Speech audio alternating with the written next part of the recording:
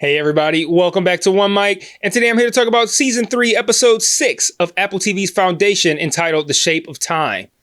So, I have mixed feelings about this episode.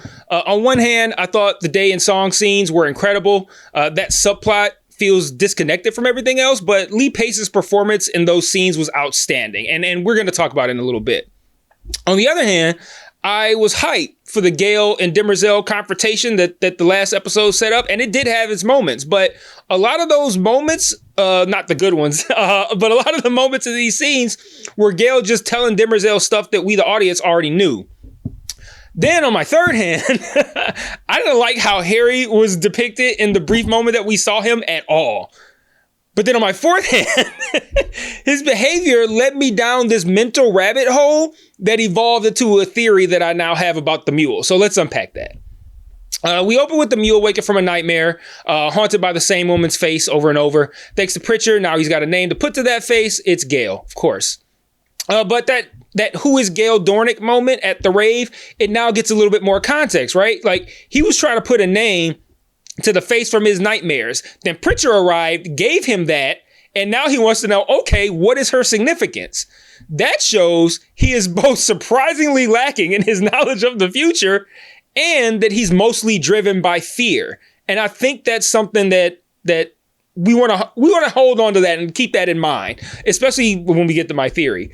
But his conclusion: find her, destroy her, burn everything if you have to, do whatever it takes.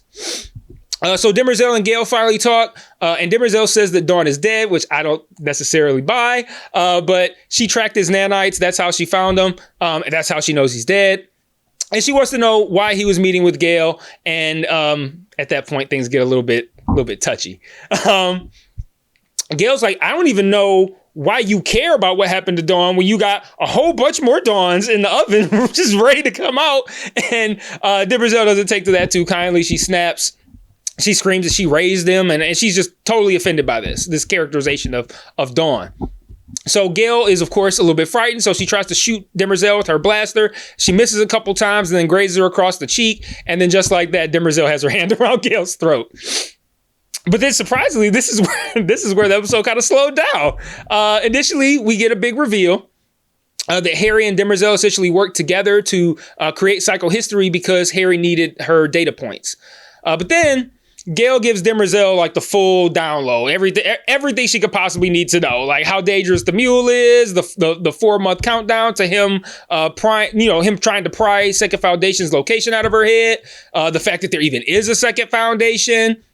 She talks about her abilities, like all of this information that we already have, we the audience, and it was spread out over the course of a couple scenes, not even just one.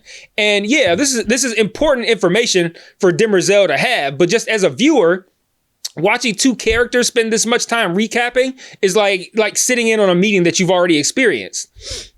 The scene where she talked about her abilities, like she's saying all this complex shit, right, about time, and she's like, you think it's linear, but it's really like it's a different shape and it wraps around me and all this kind of shit. She sounds like Russ Cole from True Detective. And then at the end, she's like, all I know is I see things before they happen. And that was so funny to me because shows and movies do that all the time. Like, they'll have a character say a bunch of complex shit that won't make sense to most of the audience. You see this in medical dramas all the time.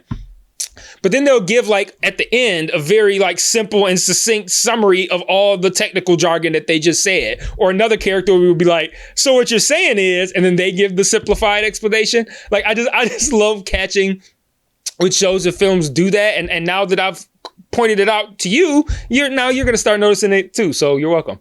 But when Gaal does say that she can see into the future, Demerzel wants to see that for herself. So she has a very painful way of mind reading Gaal, and she sees the familiar Mule choke scene that we've seen multiple times of him asking her, where is the Second Foundation?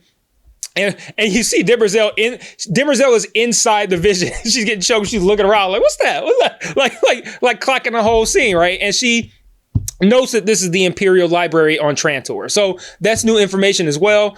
We learned that this confrontation that we've seen over and over, that is going to be taking place in the library on Trantor. So now she wants to go see a second time. And she was like, I want to push even further. So I want to go all the way to the point where we can't see past. We don't know what happens. So they try to do that and they hit this like LSD fueled void. That's like, I think they're like blue lit from like behind or something to give them like a blue silhouette. And it's just like I said, it's just a void, right? And then they both pass out. They both are resuscitated, which is rebooting for Demerzel. And then Gale's like, so we both died for nothing?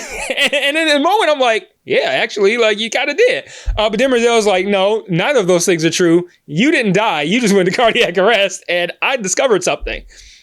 So she informs Gaal that she heard a sound that's imperceptible to the human ear, which is a sound from a black hole. And she says that at that time, Gale's going to be near a black hole. Now, where have we heard about black hole before?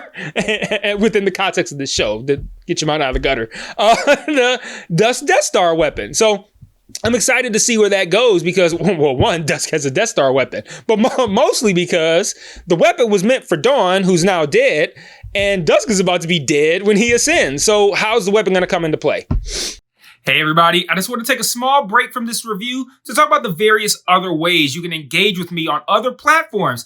If you're so inclined, and I understand why you wouldn't, I am an acquired taste, but you can join the Patreon where you can get extra content like retro reviews, where I review old shows and movies to see if they still hold up today, Mike's Musings, where I talk about shows I'm watching that I don't cover on the channel, or Mike's VOD, where you can commission me to watch a show, which I will then review on the channel. And if you want to engage with me and chat with me more directly, I also implore you to join the Discord and follow the Facebook page. I set up channels in the Discord for all of us to discuss the shows I'm reviewing on the channel. And I also drop new videos in there since it's the easiest platform for me to share to from my phone. The Facebook can be really fun because I sort of live comment on shows I'm watching, often while under the influence, I'm not going to lie. And I'll also share news there, both about television and film and about myself as well. So if you like my content, you want to be more engaged, you think I'm charming, or you simply want to show support, feel free to sign up for the Patreon or join the Discord or Facebook today. Links to all platforms are in every video description. Remember to share all my shit to your respective social media platforms. And now back to this review. So Magnifico, Torrin, Randu, and Beta arrive at New Terminus. They end up getting locked up with Pritchard, and then the politicking begins.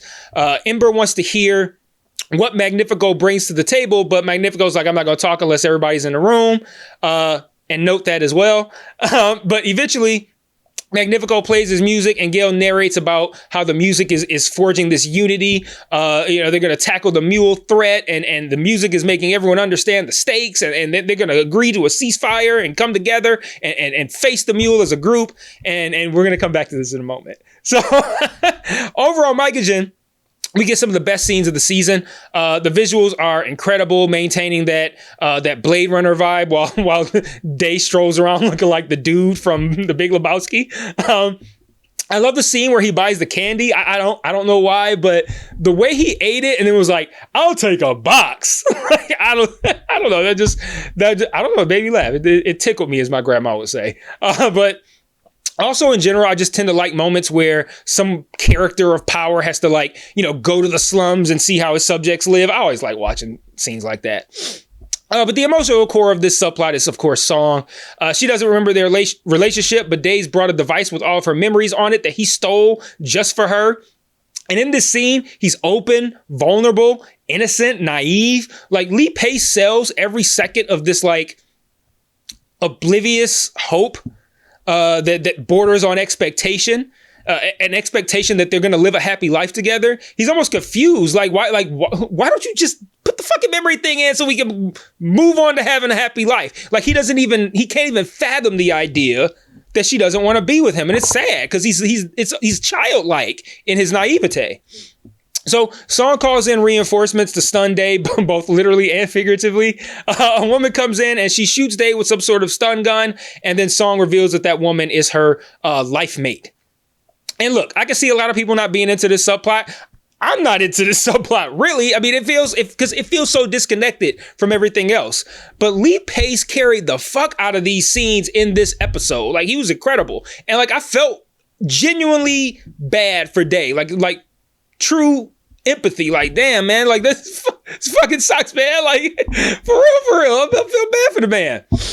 Which is so wildly different from, of course, the way Days portrayed in seasons 1 and 2. But Back on New Terminus, the vault opens during the totality of the apocalypse. Apocalypse? What did I just say? The totality of an eclipse. Did I say apocalypse? Oh my God.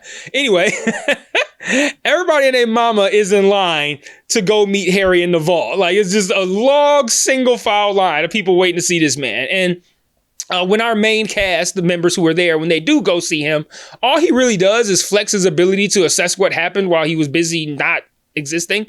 And then when Torrin brings up the mule, Harry's like, who the fuck is that? and then bails when the mule arrives and they ask Harry for help. He's like, Harry, can you help us? And it's like the dude who throws up the peace sign and then vanishes. And then he reactivates the null field with everybody still inside. And I just thought this whole scene did not do his supposed genius any favors. But like I said, the mule arrives on New Terminus and he's doing his usual, now tired trick of making people kill each other or themselves. All the ships surrounding New Terminus, they start firing on one another. When Harry activates the null field, this prompts everyone to go outside of the vault. And then they're just sitting ducks at that point, waiting to be picked off. Beta and Torrin escape. Randu escapes. Gaal learns of the attack and tries to contact Pritchard, but can't get in contact with him. So here's the thing.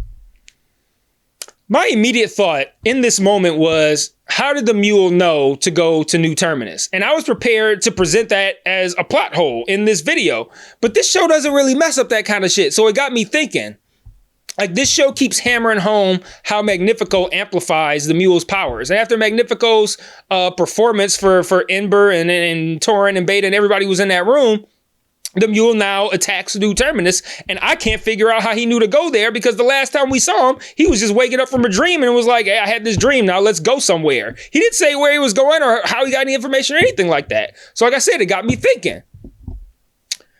I wondered if Magnifico is actually the mule, and the guy that we think is the mule is essentially like his flesh puppet.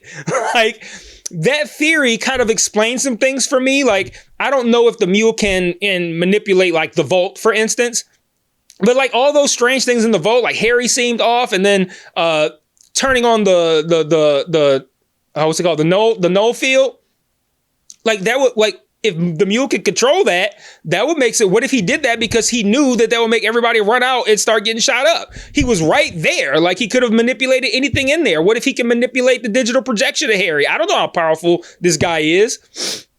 What if he allowed himself to be kidnapped from the raid because he knew it would result in him being taken to where he needed to be? Like, that would also explain why the flesh puppet mule, if my theory is correct, why he don't know anything about Gaal.